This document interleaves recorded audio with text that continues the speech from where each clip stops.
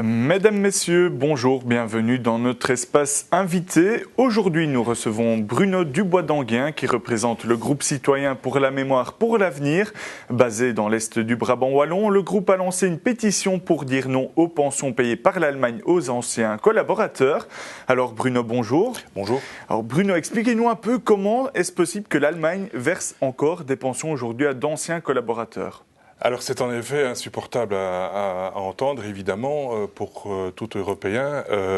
Comment se fait-il que l'Allemagne accorde ces aides ? Eh bien, parce qu'il y a eu une continuité entre des décisions prises par le régime hitlérien, une continuité de ces décisions en République fédérale allemande.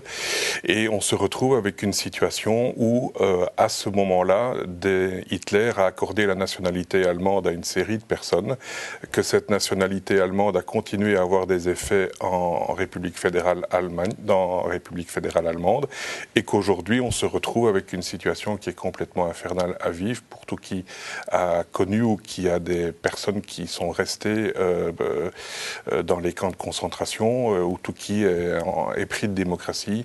C'est en effet insupportable. Et donc ça signifie qu'aujourd'hui des décisions d'Hitler sont encore appliquées en Allemagne aujourd'hui ?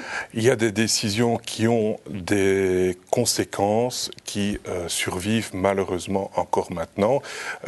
Maintenant, il faut savoir que pas mal de gens résistent et se sont mobilisés déjà depuis quelques années.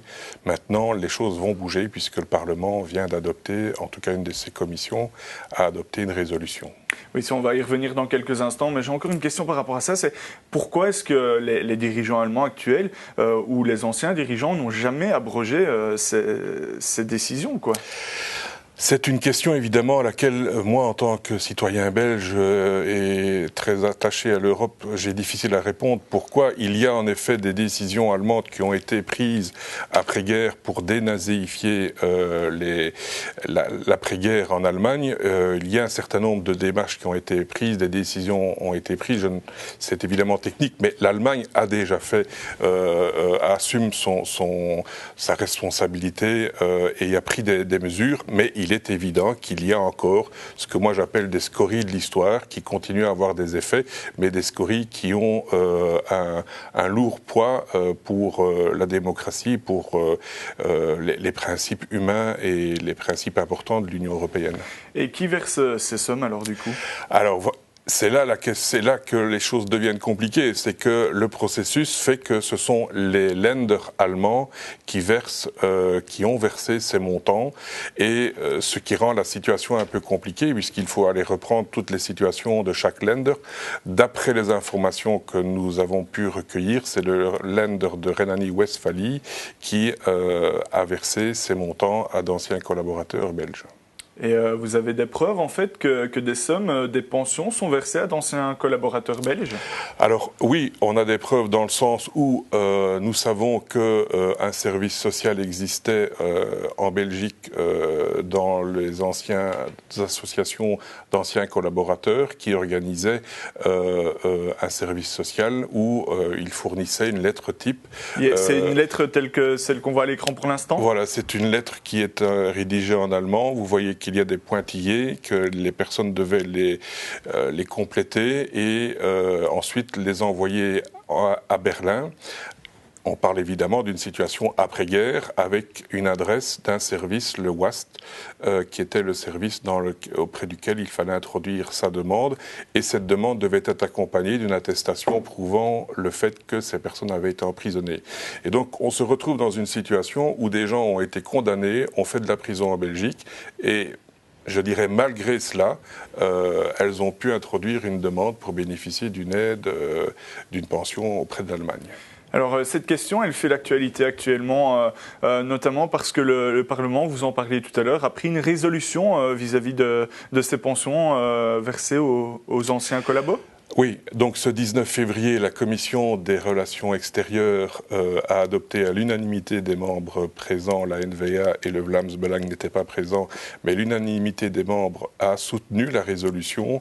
C'est une résolution qui a été rédigée et portée par Olivier Minguin dans la Commission des affaires extérieures, mais qui a rassemblé dès le départ des élus du Parti socialiste. À cela s'est rejoint le CDH. Bref, tous les partis démocratiques ont soutenu la résolution et c'est ainsi que nous avons pu découvrir et apprendre que pour la première fois dans un Parlement européen, des parlementaires belges ont adopté une résolution qui va maintenant être transmise au Parlement, résolution qui demande au gouvernement belge d'agir auprès de l'Allemagne pour obtenir des informations et surtout pour mettre fin à tout le mécanisme, ce qui est dans le contenu de la résolution. Et c'est vraiment ce sur quoi nous mobilisons tout le monde pour qu'on mette fin à ce système, mais aussi pour qu'on crée les conditions pour que des données soient transmises par l'Allemagne à la Belgique pour qu'on puisse avoir une vérité historique de la situation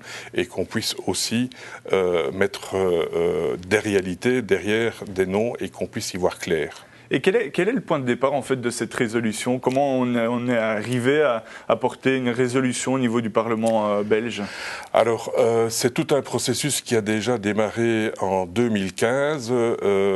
Donc, il y a le groupe Mémoire qui a été créé par Arthur Hollo, qui rassemble des rescapés d'anciens résistants, qui a beaucoup travaillé sur le sujet et qui a rendu public cette situation complètement aberrante et inacceptable. Donc, il y a des rescapés, des résistants qui se sont mobilisés au sein du groupe Mémoire. En juin 2016, nous avons créé au départ d'une petite assemblée qui s'est réunie à Perouet, le groupe pour la mémoire pour l'avenir. Ce sont des citoyens qui habitent l'est du Brabant wallon, mais plus largement toute une série de personnes qui se sont mobilisées pour appuyer les revendications d'anciens résistants.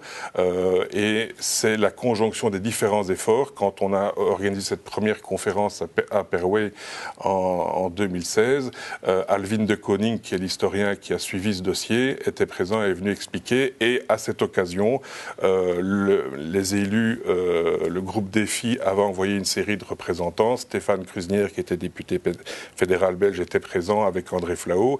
Et c'est par cette mise en relation que nous avons pu réaliser à Perouet que tout le processus parlementaire a pu démarrer. La rédaction d'un texte qui a rassemblé, je vous dis, Défi et le Parti socialiste. Et puis après, ce travail a été soutenu par les autres formations politiques. Le dépôt d'une résolution, d'un texte au Parlement, un travail parlementaire qui a été fait au sein de la Commission des affaires extérieures avec Olivier Minguin qui a vraiment géré ce dossier-là depuis le début avec les élus socialistes.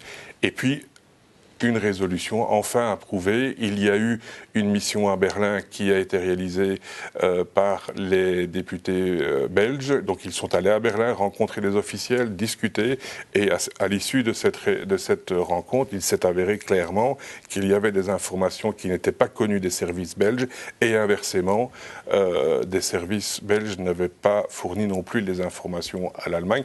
Bref, il y a un constat. Il faut que les informations transitent d'un pays à un autre, qui a été constaté lors de cette mission à Berlin. Et puis voilà, le travail parlementaire s'est poursuivi. Et nous, je dirais, en tant que groupe de pression, nous avons accompagné ce travail par rapport à des études et documents qu'on a fournis. Et pourquoi vous avez décidé en fait de mener un combat pour cette cause? À titre personnel, mes grands-parents ont été soit résistants ou ont combattu le régime hitlérien et nous avons dans notre groupe des personnes qui ont été dans les camps de concentration, des parents ont été dans les camps de concentration et on a été sensibilisés par rapport à la cause. Et j'avoue que quand j'ai découvert ça, en préparant cet entretien, je suis retombé sur mes premières notes et c'est vrai que la première chose que j'expliquais à André Flao, c'était complètement insupportable de voir cette situation perdurer et on a mis tout un processus en route à ce moment-là pour arriver en faisant en sorte que différentes énergies, différentes formations politiques se rassemblent. Il y a eu tout un processus qui a été mené au sein du Parlement. Et c'est vrai qu'il faut rendre grâce aux députés fédéraux qui ont fait un vrai travail d'investigation. Et ça, je pense qu'il faut le saluer. Et c'est pour cette raison-là que nous avons décidé, nous, groupe citoyen pour la mémoire pour l'avenir, de lancer une pétition pour soutenir les parlementaires qui veulent que les choses changent et pour que le gouvernement belge, même s'il est en affaires courantes, puisse se saisir du dossier à partir du moment où il y a une volonté exprimée clairement au Parlement. Et c'est dans quelques semaines que le débat sera en séance plénière. Mais c'est important qu'une commission ait adopté cette résolution. Bruno, il y a combien de personnes, combien de Belges aujourd'hui touchent cette pension et combien est-ce qu'ils touchent ? Alors, les chiffres varient. Les dernières informations fournies par la presse allemande sur base d'informations venant des officiels allemands indiquent qu'il y aurait 18 personnes. Mais le problème, il n'y en aura encore qu'un, c'est encore un de trop.